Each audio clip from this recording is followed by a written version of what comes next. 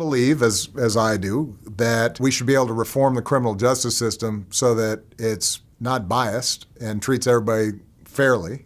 I guess you can use a snappy slogan like defund the police, but you know you've lost a big audience the minute you say it, which makes it a lot less likely that you're actually going to get the changes you want done. But if you instead say, let's reform the police department so that everybody's being treated fairly, divert young people from getting into crime. And if there's a homeless guy, maybe we send a mental health worker there instead of an armed unit that could end up resulting in a tragedy. Seattle City Council voted last night to slash the police department budget. As they were debating the proposal, 2 people were stabbed in separate attacks nearby. The city's already lost nearly 150 officers this year, and many of those resignations came after anti-government activists created their own autonomous nation in the Capitol Hill neighborhood. Jason Rance is a radio host who's been covering the situation in Seattle for us. Jason, it's great to have you on the show. When they talk about reimagining the police, they always say, well, if you send some big guy around with a gun, you're just going to escalate the situation. And they prefer to think that if you call 911, you might send over a social worker. The lady who died last night, who actually works with people who are in crisis at the bottom of society, is exactly the kind of person they want to replace armed policemen with. Yeah, it was a caseworker who was working with someone who was formerly homeless, living in this apartment complex of people who used to be living out on the streets. Apparently, he was dealing with some kind of mental issue. He walked into this apartment complex armed with a hunting knife.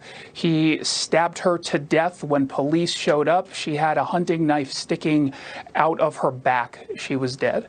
And this was happening as this council was debating how much more they were going to cut the Seattle Police Department's budget for 2021. So they finally settled on 18%. This at a time where we have the lowest number of deployable police officers in the city of Seattle since 1990. We have seen, as a result, a surge in crimes, and not just low-level petty crimes, which is on the increase, but we're talking about homicides. We're talking about stabbings. One of the stabbings the other day was just some guy walking in downtown Seattle gets stabbed in the neck. Now, thankfully, he's going to be okay, but that guy who stabbed him in the neck, a prolific offender. So we've got bad guys, criminals who are walking around, they're not getting punished, and we don't have enough police officers to keep the city safe. Why would you be a policeman in 2020 in these Democrat cities? I don't know why you would want to be a cop here, and that's part of the issue. I mean, right now, the Seattle Police Department is sitting on about 100 applications for officers to go into nearby agencies. So they're going into Bellevue.